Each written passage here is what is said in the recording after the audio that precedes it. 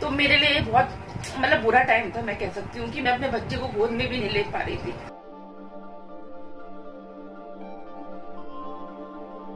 Hello and welcome back to my YouTube channel. आप देख रहे हैं व्लॉग विद आरुष की एक और नई वीडियो। और आज की वीडियो में लास्ट टाइम क्या है कि शेरिल को कोविड हुआ था, तो क्या क्या उसको प्रॉब्लम्स आई, कैसे उसने सरवाइव किया, और आज की डेट में वो बिल्कुल हेल्दी है। तो कैसे उसने इस कोविड सिचुएशन को हैंडल किया और झेला, उसकी सारी इन्फॉर्मेशन वो आपके सामने आज शेयर करेगी। और कुछ ऐसी इन्फॉर्मेशन आपको सुनने को मिलेगी, हो सकता है कि आपके रोंगटे भी खड़े हो जाएं, क्योंकि कोविड के पेशेंट को क्या क्या प्रॉब्लम्स होती हैं वो उसने झेली है। तो बने रहिए आप हमारे साथ इस वीडियो में। और अगर चैनल पे नए हैं, सब्सक्राइब नहीं कर पाए हैं, पहली बार देख रहे हैं, तो आप हमारे इस चैनल को सब्सक्राइब भी कर सकते हैं। तो चलिए वीडियो को स्टार्ट करते हैं। तो लास्ट टाइम क्या हुआ था कि शेरिल को कोविड हुआ था, तो काफ़ी प्रॉब्लम हो गई थी। और क्या दिक्कत थी, क्या प्रॉब्लम हो गई थी, तो सारी चीज़ें जो है शेरिल हमारे साथ शेयर करेंगी। और हम लोगों को कैसे उस चीज़ को हम लोग जो है सरवाइव कर पाए, उभर पाए उस चीज़ से, कैसी कैसी प्रॉब्लम हमारे सामने आई। तो इस वीडियो में हम सारी चीज़ें आपके साथ शेयर करेंगे। तो बने रहिए आप हमारे साथ इस वीडियो में, और बहुत सारी चीज़ें आपको इस वीडियो में जानकारी मिलने वाली है। तो हम स्टार्ट करते हैं सबसे पहले शेरिल से। तो शेरिल बताओ कि आपको कोविड कैसे हुआ था, क्या क्या प्रॉब्लम का सामना आपने जो है करा। देखो हंस रही है, मैं इंटरव्यू ले रहा हूँ उसका। भाई किसी ने पहले कभी इंटरव्यू नहीं दिया है तो वो ऐसे ही हंसेगा। तो हेलो फ्रेंड्स, और आप सब जानते हो कि 1 महीने से कोई व्लॉग नहीं आया था, तो आप भी सोच रहे होंगे कि क्या हो गया भाई, 1 महीने से व्लॉग नहीं आया। तो मैं आपको बता दूं कि मुझे कोविड हो गया था लास्ट मंथ अप्रैल में। तो इसी वजह से उससे उबरने में हमको इतना टाइम लग गया कि हम कोई व्लॉग ही नहीं बना पाए। अगर आपको अपनी कोविड जर्नी के बारे में बताऊं तो मुझे लास्ट मंथ 19 अप्रैल से सिम्टम्स आने शुरू हो गए थे, और मुझे 103 फीवर आया था। उसके बाद रनिंग नोज का कोल्ड शुरू हो गया था। सोचा कि शायद ये नॉर्मल फीवर है या नॉर्मल कुछ वायरल फ्लू वगैरह है, तो मैंने सोचा पैरासिटामोल खा के ठीक हो जाएगा। तो जो हम प्रोफेशन में है तो हम खुद ही अपना इलाज शुरू कर देते हैं, वो सोच के मैंने PCM ये सब खा लिया। लेकिन नेक्स्ट डे भी ये ठीक नहीं हुआ और मुझे फिर से 102 फीवर आया। और तब मुझे थोड़ा सा डाउट हुआ कि कहीं ये कोविड तो नहीं है। तो मेरे बच्चा है मेरे पास, आपको पता है अंश तो हमेशा मेरे साथ ही रहता है, तो मुझे लगा कि भाई मुझे कोविड टेस्ट कराना चाहिए। तो मैंने कोविड टेस्ट कराया, और यकीन मानना दोस्तों, जिस दिन कोविड टेस्ट कराया है ना, उस दिन पूरी रात मैं सो नहीं पाई कि रिजल्ट क्या आएगा। मतलब मुझे अंदर से बिल्कुल नहीं लग रहा था कि मुझे कोविड होगा, लेकिन सिम्टम्स कुछ और ही बोल रहे थे। और उस टाइम तक मुझे फीवर, हेडेक ये सब शुरू हो गया था। तो 22 अप्रैल को मेरी रिपोर्ट आई, और 22 अप्रैल को रिपोर्ट आने के टाइम जब वो रिपोर्ट आई तो सुबह मेरे स्टाफ ने बताया कि आपकी रिपोर्ट पॉजिटिव है। तो मैं बिल्कुल जिसे कहते हैं ना शॉक में चली गई थी। मैंने अपने पापा को फोन किया और आई स्टार्टेड क्राइंग। मुझे रोना आने लगा कि मुझे कोविड कैसे हो गया। और लिटरली मुझे अभी तक भी नहीं पता है कि ये कोविड इन्फेक्शन मुझे कहाँ से लगा। और घर से बाहर नहीं जा रहे थे, मैं ही सिर्फ घर से बाहर जा रही हूँ, बिकॉज मैं प्रोफेशन में ऐसे हूँ, आपको पता है कि मैं मेडिकल लाइन से हूँ, तो उसको मैं कुछ कर ही नहीं सकती। प्रोफेशनली तो आपको घर से बाहर निकलना है, तो हॉस्पिटल बंद नहीं हो सकते, तो मैं रोज हॉस्पिटल जा रही थी। बट फिर भी सारे प्रिकॉशंस ले रही थी, सब कुछ ले रही थी, उसके बावजूद भी मुझे कोविड कहाँ से हुआ मुझे समझ में नहीं आया। बट एनीवेज रिपोर्ट पॉजिटिव थी, तो अपने आप को आइसोलेशन में रखना था। और सबसे बड़ी बात थी कि खुद तो आइसोलेशन में रह लो, लेकिन अंश इतना छोटा है कि उसको आप कुछ समझा नहीं सकते। तो उसको कैसे समझाया जाए कि बेटा आपको मम्मा से दूर रहना है। और अरुण को, क्योंकि मैं घर में अकेली हूँ जो घर का काम देखती हूँ, और अरुण सब बाहर का देखते हैं, और अंश को हम लोग दोनों मिलके देखते हैं, तो हमारे लिए बहुत दिक्कत थी कि कैसे ये सब कुछ मैनेज करें। खैर जो भी है करना तो था, बिकॉज इन्फेक्शन इन दोनों तक नहीं जाना चाहिए था। बट स्टिल हमें डर लगा कि कहीं ऐसा ना हो कि अरुण भी मेरे साथ है, बच्चा भी मेरे साथ है, तो मेरा इन्फेक्शन कहीं इनको आगे कैरी फॉरवर्ड हो गया हो। हमने फिर अरुण का टेस्ट भी कराया, तो थैंक्स टू ऑलमाइटी लॉर्ड कि अरुण का टेस्ट नेगेटिव आया था। तो नेगेटिव आया, और मतलब बहुत अच्छा हुआ ये एक्चुअली कि हम दोनों में से मैं पॉजिटिव हो गई, लेकिन ये नेगेटिव थे। मतलब शायद लाइफ में हमारी शादी को 9-10 इयर्स हो गए, और उन्होंने पहली बार शायद पूरा खाना बनाया होगा, आटा गूंदना, सब्जी काटना, और ये सब यूजुअली मेरी हेल्प करते रहते हैं। बट लेकिन जो ये 15-20 दिन जो थे ना, मैं कह सकती हूँ 22 तारीख तक भी मुझे इतना प्रॉब्लम नहीं था। 23 तारीख से लेके और मई 15 तक मतलब इट वॉज टफ टाइम। और मेरे लिए तो ये आप एक कह लो कि हॉरिबल फेज था ये, कि मैं नहीं चाहूंगी कि मेरी जिंदगी में कभी भी दोबारा ये टाइम वापस आए, और ना ही मैं इस समय को याद करना चाहूंगी कि मेरे को कभी कोविड हुआ था। तो अभी बाय द गॉड्स ग्रेस मैं बिल्कुल फिट और फाइन हूँ, अपनी ड्यूटीज ज्वाइन कर लिया है। लेकिन वो जो टाइम था ना वो बहुत खराब था। मतलब उस टाइम में बच्चे से दूर रहना, घर का सारा काम अरुण कर रहे हैं, और मैं तो यकीन मानो कि मैं जब मुझे इससे पहले भी मैं बीमार हुई हूँ, टाइफाइड हुआ है और भी बहुत सारी चीजें हुई है, अंश हुआ था, तभी मैं ज्यादा काम नहीं कर पाती थी। लेकिन तब भी मुझ में इतनी हिम्मत थी कि मैं जब हॉस्पिटल से 3 दिन बाद अंश और मैं डिस्चार्ज होकर आए थे डिलीवरी के बाद, तब भी मैंने घर आके सोचो आप, उस दिन मेरी मेड नहीं आई थी, मैंने वही पोजीशन में और मेरे स्टिचेस लगे हुए हैं सब कुछ, मैंने घर आके खाना बनाया था। उस दिन डिनर बनाया था, मेरी मेड नहीं आई थी, तब भी मुझे इतना प्रॉब्लम नहीं था। लेकिन पता नहीं ये कोविड कैसा है कि जब खुद मुझे हुआ ना, तब मैंने एक्सपीरियंस किया कि कोविड के पेशेंट्स को कैसा फील होता हो। आपको सांस नहीं आ रही है, 24 घंटे घर पे मास्क लगा के रखना। हम तीनों मास्क लगा के घर पे थे, इवन हम मास्क लगा के भी सोते थे घर में, सोते भी हम मास्क लगा के थे। और लिटरली आप यकीन मानना, आरुष को भी हम मास्क पहना के रखते थे, ये भी मास्क पहने रहते थे। और मैं सोती थी एक डायरेक्शन में और अरुण और आरुष सोते थे दूसरे डायरेक्शन में, और मास्क लगा लगा के, मैंने तो N95 लगा रखा था, तो मास्क लगा लगा के तो मेरे नाक से यहाँ दाने हो गए थे और लिटरली मेरे नोज ब्लीड होने लगा था। तो हम उतार भी नहीं सकते, पहनना बहुत जरूरी है। तो ये एक तरीके का कोविड कैसा हो गया था ना उगला जा रहा था ना निगला जा रहा था। और जब ट्रीटमेंट शुरू किया, डॉक्टर्स को बताया, तो ट्रीटमेंट शुरू किया तो मुझे लगा कि शायद 5-7 दिन में ठीक हो जाऊंगी और मैं वापस अपने काम पे जा सकती हूँ। But to my utter shock, जो भी मैं दवाइयाँ खा रही थी, जो भी दवाइयाँ मैंने ली, डॉक्टर ने जो भी मुझे एडवाइस किया, वो सब कुछ जो था ना, कुछ भी मुझे ऐसा लग रहा था कि वो मुझे ठीक नहीं कर रहा है। ना मेरी खांसी ठीक हो रही थी, ना मेरा फीवर ठीक हो रहा था, और ब्रीदिंग प्रॉब्लम ऐसा बहुत ज्यादा तो नहीं थी, लेकिन हाँ मास्क लगाने के बाद मुझे सांस लेने में दिक्कत होती थी। तो मेडिसिन से मुझे लिटरली कोई फायदा नहीं हो रहा था। तो मैं वही सोच रही थी कि दवाइयों को लेने का क्या फायदा है, ये 2-2, 3-3 हजार की दवाइयाँ आ रही हैं और ये मुझे कोई इफेक्ट नहीं डाल रही हैं। और जब मेरी हालत ज्यादा खराब होने लगी तो डॉक्टर ने, जो डॉक्टर्स मुझसे फोन पे मतलब वो मेरा हालचाल पूछ रहे थे, तो वो लोग ने मुझे बोला कि आप एक काम करो, शायद सीटी चेस्ट करा लो, कहीं लंग्स तक तो नहीं पहुंच गया है कोविड। तो मैंने सीटी चेस्ट कराया, और उस दिन जिस दिन मैंने सीटी चेस्ट कराया है दोस्तों, मुझे पता है कि ये 4 मंजिल से नीचे उतर के जाना मेरे लिए कितनी बड़ी महाभारत थी। मतलब लिटरली मुझे इतना प्रॉब्लम कभी नहीं हुआ, लेकिन ये 4 मंजिल उतरना और चढ़ना उस दिन मेरे लिए बहुत भारी हो गया था, क्योंकि मुझे इतनी ब्रीदिंग प्रॉब्लम हो रही थी मास्क के साथ कि मैं इतनी मतलब जल्दी जल्दी सांस ले रही थी ना कि मुझे खुद को नहीं पता। और सीटी में जब उन्होंने मुझे बोला कि आप अपनी थोड़ा सांस को होल्ड करो 1 मिनट तक के लिए, तो मैं आपको बताऊं दोस्तों कि एक बहुत बड़ी चीज थी। 1 सेकंड के लिए मैं होल्ड नहीं कर पा रही थी, 1 सेकंड के लिए। मतलब जहां मैंने सांस रोकी और मुझे घबराहट होना शुरू हो गई, मैंने उनको बोला भैया आप ऐसे ही कर दो, जैसे भी आ रहा है कोई बात नहीं, डॉक्टर देख लेगा। और वो करा के मैं फटाफट अपने घर भाग के आई। और मैं आपको बताऊं, मैं पूरे दिन जमीन पे पड़ी रहती थी, मुझे इतनी गर्मी लगती थी, पूरे दिन जमीन पे पड़े रहती थी। आइस पैक्स मैंने फ्रिज में इतने सारे रख लिए थे, क्योंकि फीवर आता था, तो कोई स्पंज तो कर नहीं सकता, मैं खुद भी नहीं कर सकती थी। तो इसीलिए मैं क्या करती थी कि मैं वो आइस पैक निकाल के कभी अपने सिर पे रखती थी, कभी हाथों पे, कभी फेस पे। मतलब आप, मैं यकीन नहीं मानोगे, फेस पे मैं ऐसे बहुत देर तक आइस पैक लगा के रखती थी। तो वो वाला फेज इतना डरावना, इतना हॉरिबल था। और कोविड-19 से बैटल करना कोई बहुत इजी काम नहीं है। जितने भी लोगों को कोविड हुआ है, और मैं सोच रही थी कि कितने लोग इस बीमारी से ठीक हुए हैं, या कितने, हमने इस बीच बहुत सारे अपने लोगों को खो दिया, बहुत सारे हमारे नियर एंड डियर वंस हमें छोड़ के चले गए। तो हमने उस सारी गाइडलाइंस का प्रॉपर प्रोटोकॉल को फॉलो किया कि भाई हम कहीं घर से बाहर नहीं निकले, सिर्फ अरुण घर से बाहर जाते थे एक बार, और वो सब खाने पीने का सब अरेंजमेंट वो ही करते थे।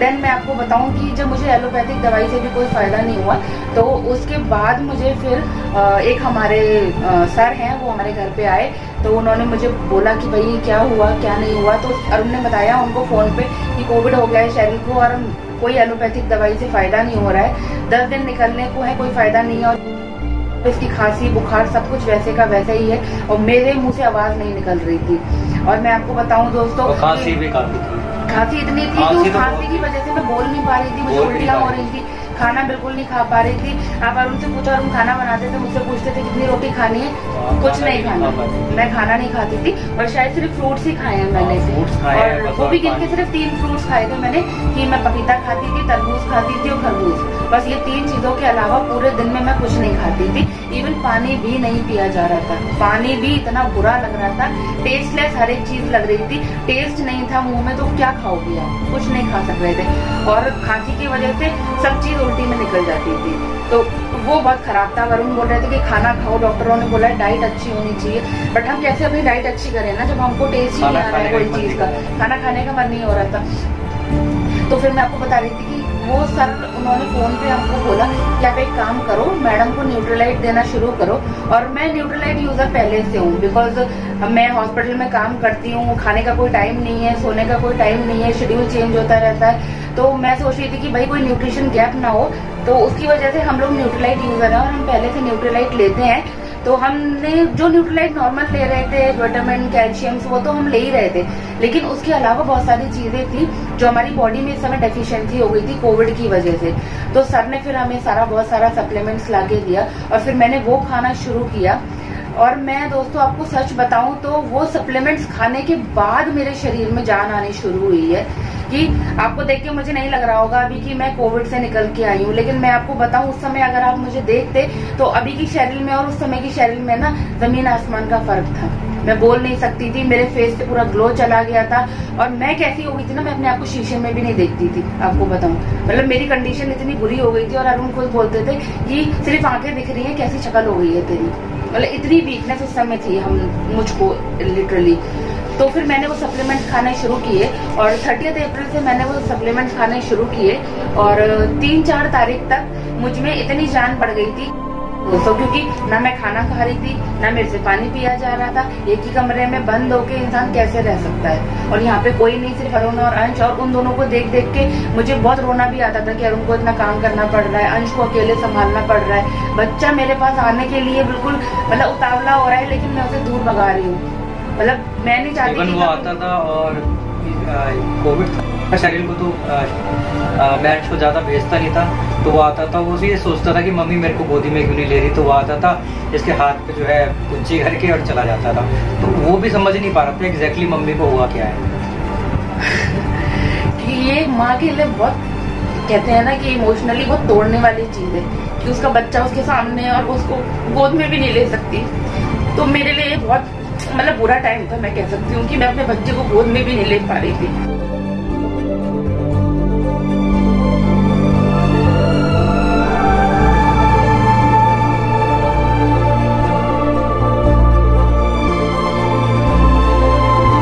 समझदार हो गया, तो वो दूर से मुझसे पूछता था मम्मा आ करके पूछता था, मतलब वो पूछ रहा है कि मम्मा आप ठीक हो या नहीं। तो मैं आपको बताऊं कि बहुत सारी चीजें, सब लोगों को कोविड हुआ है, बहुत सारे लोगों को, मगर सबकी स्टोरी अलग अलग है और सब लोग अपना अलग अलग एक्सपीरियंस बताएंगे। मैं बताऊं तो मेरे फैमिली में मुझे, मेरे भाई को, मेरी भाभी को और मेरे फूफा को, हम सबको कोविड हो गया था।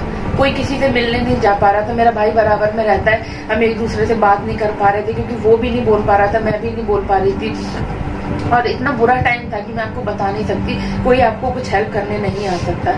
लेकिन इस सब चीज में एक बहुत अच्छी चीज थी जो मैं आप सबसे शेयर करना चाहूंगी कि इतना सब होने के बाद, इतना इन्फेक्शन, इतना कोविड, ये सब होने के बाद भी मेरे कुछ दोस्त, जो मैं उनका एहसान जिंदगी भर नहीं भूलूंगी कि उन लोगों ने मेरी मदद करी, चाहे थोड़े टाइम के लिए की, लेकिन मैं इस सब वीडियो में, ये सब वीडियो हम सिर्फ इसीलिए बना रहे हैं कि मैं उन सबको थैंक्स करना चाहती हूँ। और मैं नाम लेके स्पेशली थैंक्स करूंगी कि एक एक टाइम का खाना 3 दिन मेरे घर में आया जब अरुण नहीं बना पा रहे थे। इनको खाना बनाना नहीं आता क्योंकि घर सारा पूरा मैंने संभाला है, और खाना बनाना आना चाहिए, मैं कह रही हूँ जेंट्स को, लेकिन अरुण को नहीं आता था। सिर्फ दाल चावल और नॉर्मल जो खाना थोड़ा बहुत बना ले, रोटी वगैरह बनाना तो बहुत टेढ़ी खीर है अरुण के लिए। आई थिंक कभी इन्होंने रोटी नहीं बनाई थी जिंदगी में। तो वो सब नहीं हो पा रहा था। देन मेरी हॉस्पिटल में मेरी कलीग है प्रतिभा, उसने बोला कि दीदी हम एक काम करते हैं कि मैं ग्रुप में मैसेज डालती हूँ अपने, जो हमारा हॉस्पिटल का ग्रुप था। मेरे जो हॉस्पिटल में लोग थे, ग्रुप में भी बहुत सारे लोग हैं। मेरे पास जो रिवर्ट आया प्रतिभा का आया कि दीदी कोई बात नहीं, जब मैं ड्यूटी आऊंगी तो मैं खाना नहीं। देन मेरी कलीग है ज्योति, उसके घर से खाना आया। और एक लड़की जो रिजाइन दे चुकी है, सोचो हम लोग का कनेक्शन कितना अच्छा है। मैं अपनी बॉन्डिंग के बारे में बता रही हूँ कि उस बच्चे से मेरा कनेक्शन इतना अच्छा है कि वो हमारे यहाँ से रिजाइन होने के बाद भी उसने मुझे फोन किया, उसने पूछा दीदी खाने का कैसे हो रहा है। उसके हस्बैंड ने फोन किया अरुण को और उन्होंने बोला भैया आप चिंता मत करो, रात का खाना हम लेके आएंगे। उनके हस्बैंड का नाम राहुल है। तो मैं लिटरली ज्योति का, प्रतिभा का, नेहा, राहुल का और हमारे जो मकान मालिक है उन्होंने भी एक दिन आरुष के लिए खाना दिया था, क्योंकि अरुण ने उस दिन खाना नहीं बनाया, क्योंकि अरुण को अपने हाथ का खाना अच्छा नहीं लग रहा था। आरुष को खाना खिलाना जरूरी था। तो हमारे विनोद भैया ने और उनकी वाइफ को थैंक यू कि उन्होंने हमारे लिए, हमारे बच्चे के लिए खाना भेजा। आरुष ने उस दिन उनके वहाँ पे खाना खाया था, हमारे घर में खाना नहीं। मेरे हॉस्पिटल के कलीग हैं जितेंद्र ब्रदर, उनको भी मैं थैंक यू बोलूंगी, क्योंकि जब मुझे बहुत ज्यादा वीकनेस हो रही थी तो मैं ये सोच रही थी कि मैं कुछ IV फ्लूइड्स लगवा लूं, लेकिन प्रॉब्लम ये थी कि मुझे कैनुला कौन लगाएगा, क्योंकि कोई घर में नहीं आ सकता इन्फेक्शन की वजह से। लेकिन उसके लिए मैं जितेंद्र का बहुत बहुत थैंक यू करूंगी कि वो मेरे घर पे आए, उन्होंने घर पे आके मुझे कैनुला लगाया, जिसकी वजह से मुझे IV फ्लूइड्स मैंने 2 लगवाए। थोड़ा सा शरीर में जान पड़ी, नहीं तो मैं बहुत ज्यादा वीकनेस फील कर रही थी और कैसे अपने आप को ठीक करूं वो सोच रही थी। तो जितेंद्र ब्रदर का भी बहुत बहुत थैंक यू। और खाना जो आया था वो ज्योति के घर से या जितेंद्र ब्रदर, वो दोनों साथ में ही है, तो वो खाना भी जितेंद्र ही मेरे घर पे लेके आए थे और वो मेरे घर के नीचे आके मेरे हस्बैंड को देके गए थे, तो उसके लिए भी उनका बहुत बहुत थैंक यू। तो लिटरली आप सब लोगों को दिल से बहुत बड़ा थैंक यू कि आप लोगों ने इतने बुरे टाइम में मेरी हेल्प करी, जबकि मैं सोच भी नहीं सकती थी कि कोई मेरे घर पे आएगा या कोई मुझे खाना बना के देगा, क्योंकि अरुण नहीं कर सकते थे। और आप लोगों को बहुत बड़ा दिल से थैंक यू। और अगर कभी मैं आप लोगों के किसी काम आ सकूं तो मुझे और अरुण को बहुत खुशी होगी। और आप कभी भी बेझिझक हमें रात में भी फोन करोगे ना, मैं और अरुण आपके लिए हाजिर होंगे। और फिर मैं आपको आगे का बताती हूँ कि मैं अपने घर चली गई, अपने पापा के घर चली गई थी। मैं अरुण और अंश तीनों चले गए थे और फिर हमने वहाँ जाके थोड़ा मैं रिकवर हुई। वहाँ मुझे थोड़ा खुला देखने को मिला, मैं छत पे जाती थी और थोड़ा वॉक करती थी, घर से बाहर निकलती थी। तब तक मैं थोड़ा ठीक हो गई थी और रिकवर भी हो गई थी, तो मुझे मास्क वास्क नहीं लगाना पड़ रहा था। और वहाँ हमारे वहाँ इतना कोविड वगैरह नहीं था, तो इतना कोई प्रॉब्लम नहीं थी, कोई घर में भी मास्क नहीं लगा रहा था और देखभाल करने के लिए सब लोग थे, तो इसलिए मुझे उस टाइम इतना रिलैक्स मिला। और उसके बाद फिर हम 10-15 दिन घर पे रहे, मैं रिकवर हुई और उसके बाद हम वापस आए और 21 से मैंने अपना जॉब जो था ज्वाइन कर लिया। और अभी इस सब चीज़ों में भी मैं ऊपर वाले का बहुत बहुत थैंक यू बोलती हूँ कि इन सारे टफ टाइम्स में भी उन्होंने हर एक चीज़ के लिए हमारा ख्याल। मुझे टेंशन हो रही थी कि कैसे सब कुछ अरेंज होगा, कैसे सब कुछ मैनेज होगा, लेकिन कहते हैं ना कि हर टफ टाइम में ऊपर वाला आपका साथ देता है, तो हर एक चीज़ हमारे लिए इंतजाम होता चला गया। कोई ऐसा टाइम नहीं था आई थिंक जहाँ हमें किसी चीज़ की कमी लगी हो, कोई भी चीज़ नहीं। और लिटरली मैं बता रही हूँ कि मेरे पापा ने इतनी हेल्प करी, जो मेरे रिलेटिव्स थे, मेरे फूफा बुआ, इन लोगों ने भी फोन पे, ये लोग सब हमको क्या कहते हैं, होप दे रहे थे, मोटिवेट कर रहे थे। वही सबसे बड़ी बात होती है, आपको छोड़ना नहीं है, पकड़े रहना है लाइफ को। क्योंकि एक टाइम ऐसा आया था जहाँ मुझे ये लग रहा था कि मैंने इनको बोल दिया था मुझे हॉस्पिटल में एडमिट करा दो, अब मैं और बर्दाश्त नहीं कर सकती, मुझे आप हॉस्पिटल में एडमिट करा दो। लेकिन हॉस्पिटल की कंडीशन, क्योंकि खुद मुझे पता थी और वहाँ पे कोविड पेशेंट इतने ज्यादा थे,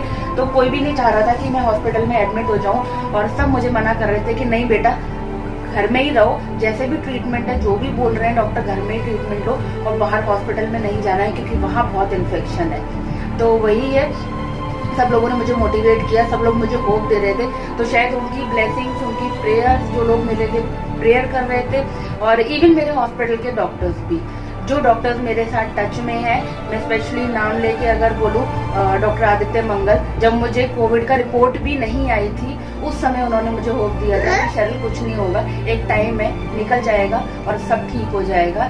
तो थैंक यू डॉक्टर आदित्य, आपने मेरे को इतने वर्ड्स भी आपके लिए जो आपने मेरे लिए बोले थे वो मेरे लिए बहुत थे। और डॉक्टर सरकार जो हमेशा मेरे साथ पूरे टाइम व्हाट्सएप पे वो मुझे गाइड करते रहते थे, कुछ भी प्रॉब्लम होता था मैं उनको पूछती थी, वो मुझे रिवर्ट करते थे और कभी उन्होंने ऐसा नहीं किया कि मैंने कुछ पूछा हो तो उन्होंने मुझे आंसर ना दिया हो। देन डॉक्टर कुलदीप ने भी मुझे पूछा कि आप कैसे हो शैरिल, और उन्होंने भी मुझे यही बोला कि ट्रीटमेंट अच्छे से लो, डाइट अच्छी रखो, सब ठीक हो जाएगा। तो इन तीनों डॉक्टर्स का भी दिल से बहुत बहुत थैंक यू।